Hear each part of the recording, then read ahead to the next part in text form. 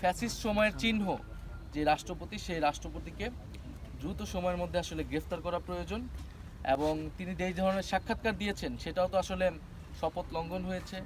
ফলে কোনোভাবেই আসলে এই রাষ্ট্রপতি আর এই দায়িত্বে এটা অভিযোগ না, এটা সত্য। এটা এটা এই সত্যতা সরকারও স্বীকার করেছে এবং সরকার বলেছে তারা আইনানুগ ব্যবস্থা নেবে। কারণ আওয়ামী লীগ আসলে আইনগতভাবে এখন নিষিদ্ধ, তার কার্যক্রম নিষিদ্ধ। এখন এই নতুন সরকারের সাথে আওয়ামী লীগের কোনো গোপন চুক্তি হয়েছে কিনা এটা আমরা জানি না, কিন্তু কার্যক্রমে এটাই মনে হচ্ছে যে ইলেকশনে ভোটের চুক্তি হোক আর যে কোনোভাবে হোক, কারণ প্রশাসনের সহযোগিতা ছাড়া এই কার্যক্রম সম্ভব নয়। আমরা আইনের শাসন চাই, খুব স্পষ্ট কথা।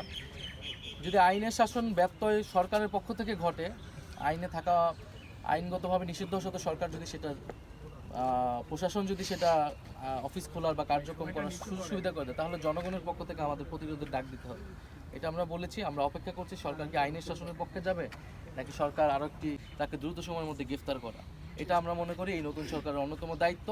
এই রাষ্ট্রপতি কিন্তু শহীদ প্রেসিডেন্ট জিয়াউর রহমানের বিরুদ্ধেও আপনার বিরুদ্ধাচরণ করেছে, মানে নেতিবাচক বক্তব্য দিয়েছে, খালেদা জিয়ার বিরুদ্ধে নেতিবাচক বক্তব্য দিয়েছে। এবং ফলে আমরা মনে করি যে ফ্যাসিস্ট সময়ের চিহ্ন এবং তিনি যেই ধরনের সাক্ষাৎকার দিয়েছেন সেটাও তো আসলে শপথ লঙ্ঘন হয়েছে।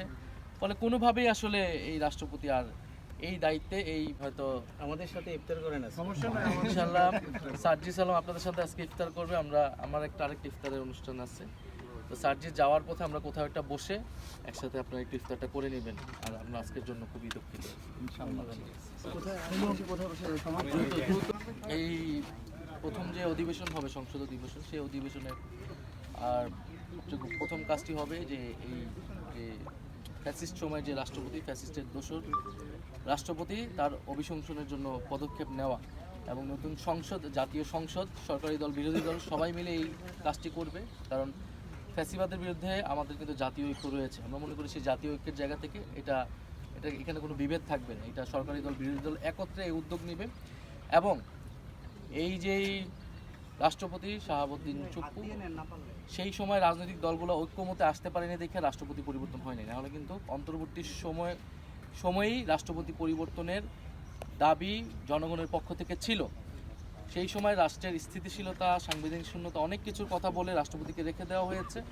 এখন নতুন সরকার এসেছে, নতুন সংসদ তৈরি হয়েছে। তা আমরা মনে করি যে এই রাষ্ট্রপতি এখন চলে যাওয়াটা কেবলই সময়ের ব্যাপার। আমরা সবাই সেই সময়ের অপেক্ষা আছি। কারণ যে গণহত্যা হয়েছিল, জুলাই গণহত্যা সহ সেই সময় যে নির্মম হত্যাযজ্ঞ হয়েছিল, সেই হত্যাযজ্ঞের সময় কিন্তু রাষ্ট্রপতি রাষ্ট্রের অভিভাবকের দায়িত্ব পালন করেনি। তিনি নীরব নিষ্ক্রিয় ভূমিকা পালন করেছিলেন।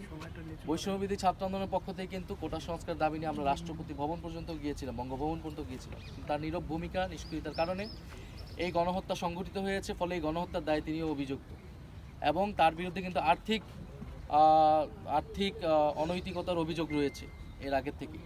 ফলে রাষ্ট্রপতি বলতে আমরা যেটা বুঝি, রাষ্ট্রের অভিভাবক, যেই সম্মান, শ্রদ্ধা, ভাব গাম্ভীর্য সম্পন্ন ব্যক্তিত্ব